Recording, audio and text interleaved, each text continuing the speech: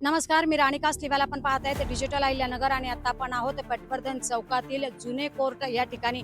या ठिकाणी अर्ध्या रात्री एक धक्कादायक घटना समोर आली असून एकाच रात्री 2 वाहनांना अचानक आग लागल्याची घटना समोर आलेली आहे आणि आपण पाहू शकता इथे हे वाहन आहे आणि या वाहनाला अचानक आग लागलेली आहे आणि या आगीमध्ये या वाहनाचं मोठ्या प्रमाणात नुकसान झालेलं आहे आणि या संदर्भात वाहनधारकाने देखील कोतवाली पोलीस ठाण्यात फिर्याद दाखल केलेली आहे.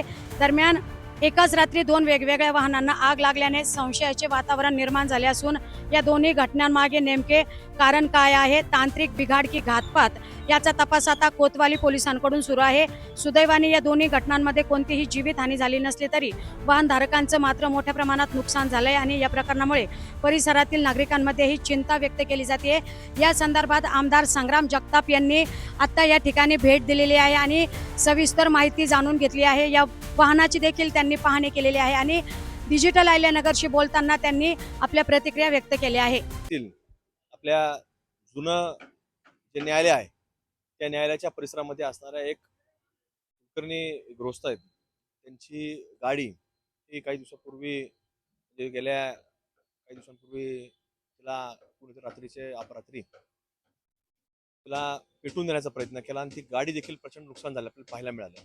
त्यांना विचारलं असता त्यांनी सांगितलं कुठल्या प्रकारचा इन्शुरन्स देखील नाही. आणि काल देखील रात्री त्यांची 2 व्हीलर गाडी ही देखील 3 अज्ञात इसम हे कुठेतरी आले असं सीसीटीव्ही फुटेजमध्ये देखील दिसतंय. आणि त्यांनी गाडी देखील चोरून नेली. म्हणजे पर्सनल इंटेन्शन किंवा पर्सनल कुठेतरी काहीतरी असल्या कारणास होऊ शकत नाही. त्यामुळे आज पोलीस अधिकारी तोफखाना पोलीस स्टेशनचे निरीक्षक गायकवाड साहेब असतील, त्यांची सर्व टीम असेल, यांच्या समवेत आज आम्ही कुलकर्णींची भेट घेतली. काय त्यांना आता पोलीस तपास करतायत आणि त्यांना मागणी केली आम्ही की हे त्वरित हे आरोपी अटक झाले पाहिजे. अशा प्रवृत्ती उद्यास येत असतील तर त्या जागच्या पोलिसांनी त्याचा बंदोबस्त केला पाहिजे.